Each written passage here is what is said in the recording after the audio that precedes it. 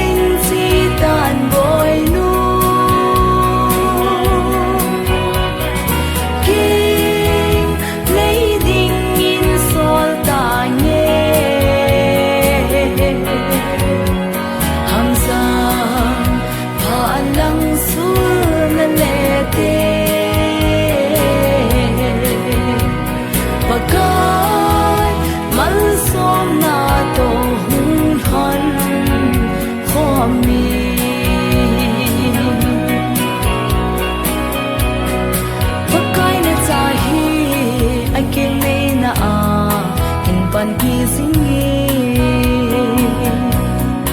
Christian in sung nom ta hi hen van gam sut na lam pi hi hen sing sung le pakai lung thai na i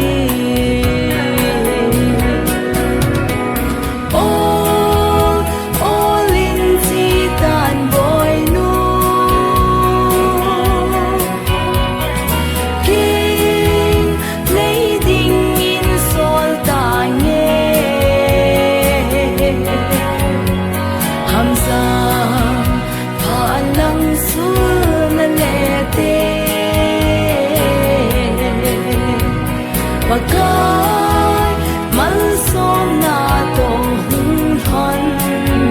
kho mi